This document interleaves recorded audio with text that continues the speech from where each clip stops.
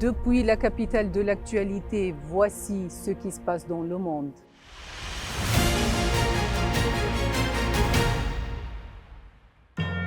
Les tensions montent en Israël. Des appels mondiaux à enquêter sur les frappes ciblant les zones de déplacés à Gaza.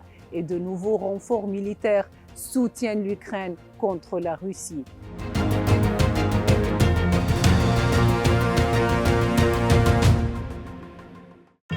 Alors que l'agression de l'occupation israélienne contre la bande de Gaza s'intensifie, des appels mondiaux ont émergé pour enquêter sur les frappes continues de l'occupation contre les camps de déplacés dans la région au cours des dernières périodes.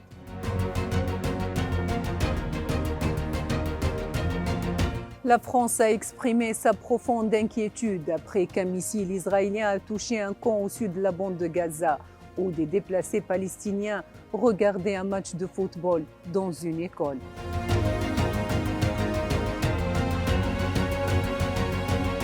L'Allemagne n'est pas restée en retrait de cette affaire, appelant à une enquête sur le bombardement par l'occupation d'une école abritant des déplacés au sud de Gaza. Elle a insisté sur le fait que les civils, en particulier les enfants, ne devraient pas être pris dans le feu croisé, demandant à l'armée d'occupation de cesser les attaques répétées contre les écoles de Gaza.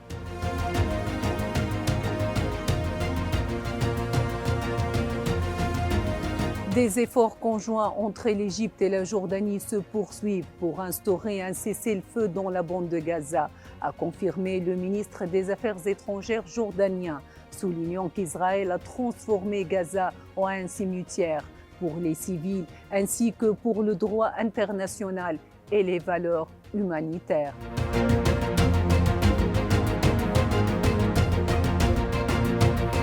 À l'intérieur d'Israël, de nouveaux mouvements sont apparus de la part de la Histadrout, la plus récente entité de l'État d'occupation, qui a publiquement demandé au Premier ministre de conclure un accord pour le retour des détenus de la bande de Gaza.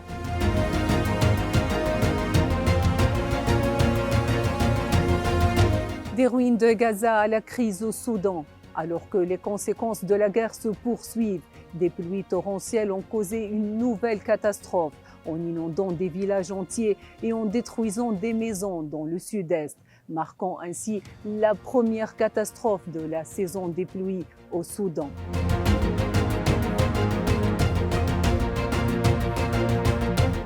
Dans la guerre russo-ukrainienne, le secrétaire d'État américain a confirmé que des avions de chasse F-16 sont en route vers l'Ukraine depuis le Danemark et les Pays-Bas et voleront dans le ciel ukrainien cet été.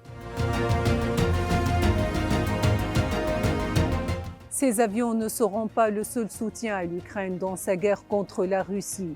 Les États-Unis, l'Allemagne, la Roumanie et les Pays-Bas ayant annoncé dans un communiqué conjoint que ces pays fourniront à l'Ukraine des systèmes de défense aérienne patriotes.